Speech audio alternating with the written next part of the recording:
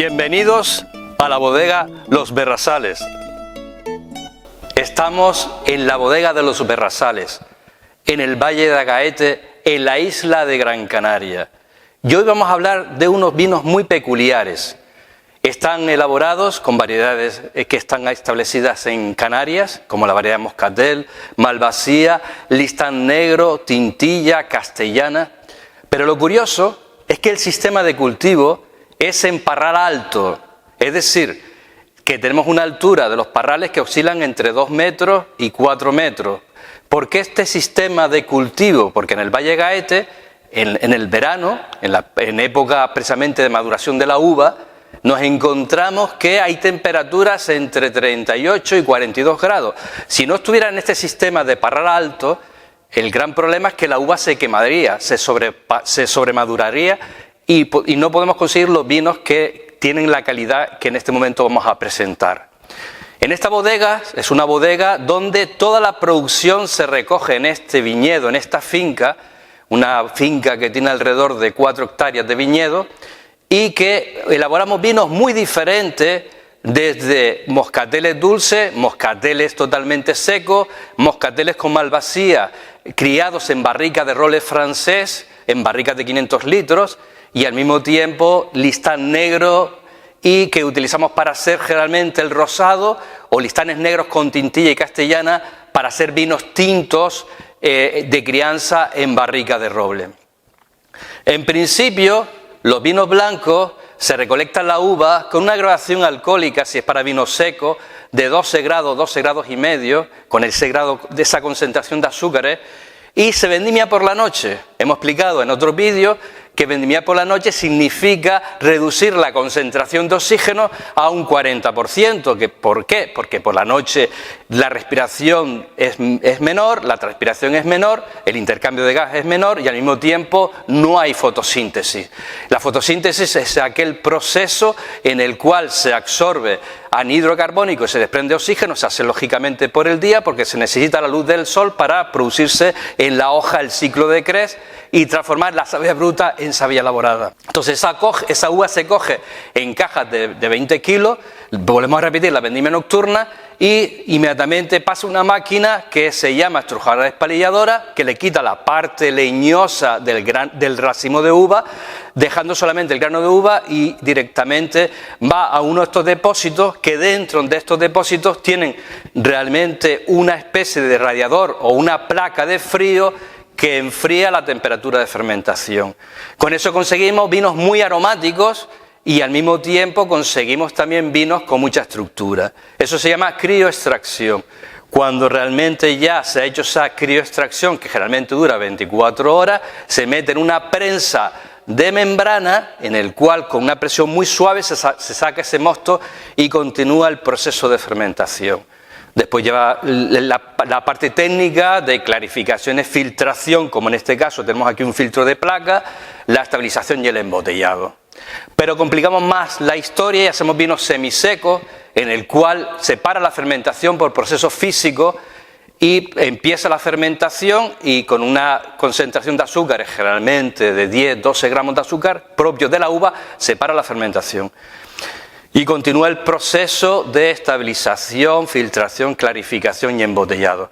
Después elaboramos vinos muy curiosos como este rosado, que es un rosado semiseco, que lo que hace es coger la uva tinta, no se prensa, sino directamente pasa por esa máquina que se llama la estrujadora despalilladora, y cuando lleva un periodo de 6 o 7 horas, hago lo que se llama un sangrado, sacando directamente todo ese mosto que nos da ese color de ese rosado violáceo tan elegante.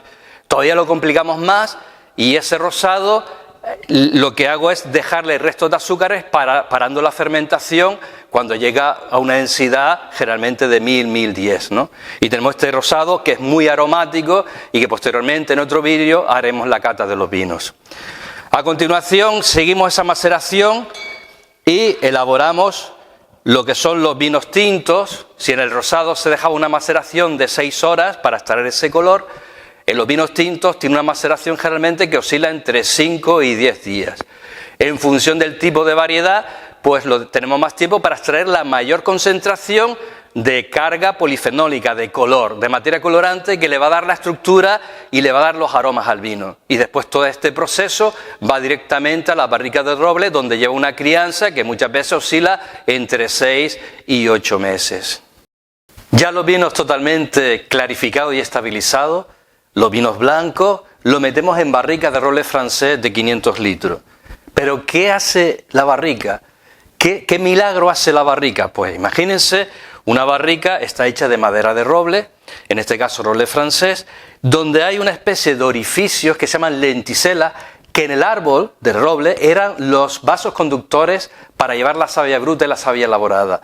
Pues esos vasos conductores, al fabricar la barrica, estas duelas que tenemos aquí, se forman unos pequeños canales microscópicos donde se llaman lenticelas, donde, qué cosa más curiosa, se va a producir una microoxigenación en el vino. Es decir, el enemigo número uno del vino es el oxígeno, pero en tan pequeñas cantidades el vino no se puede acetificar, no se puede picar.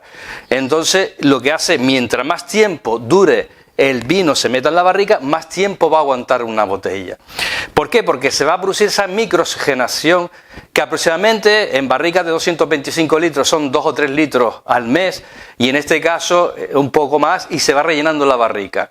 Pero aparte de eso, de microoxigenarlo, porque después va a estar en la botella durante un periodo que puede estar de 2 o 3 años, pues lo que hace es también aportarle los taninos dulces a un vino blanco que no tenía casi estructura, le va a aportar tanicidad, le va a aportar glicerol, le va a aportar estructura al vino. O sea, van a ser vinos más complejos.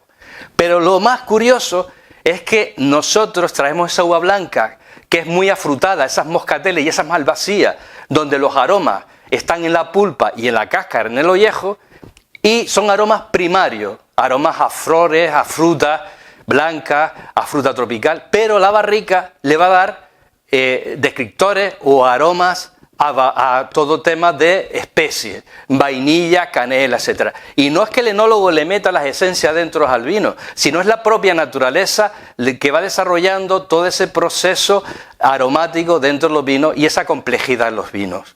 Cada mes o mes y medio, los bodegueros, los enólogos, tienen que catar los vinos para que no se maderice el vino. Es decir, que no huela mucho a madera, porque parecería una carpintería o una cerrería y no obtendríamos los aromas primarios de la uva, ¿no? Lo vamos a catar.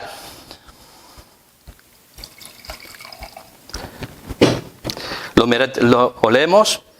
Tiene los aromas primarios de la uva, fruta tropical, y los especiados. Lo metemos en boca. Y todavía puede aguantar 3 o 4 meses más en madera. No me he olvidado de la pregunta del vídeo anterior. La pregunta era ¿por qué se estandarizó la botella a 750 centímetros cúbicos? Simplemente era porque era la capacidad pulmonar que tenían los vidrieros cuando soplaban la botella, le iban soplando y hacían series de 750 centímetros cúbicos. Por eso se estandarizó la botella de 750 centímetros cúbicos.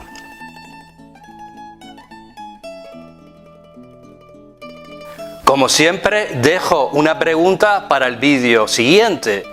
¿Por qué los garrafones de 16 litros se llaman Dama Juana?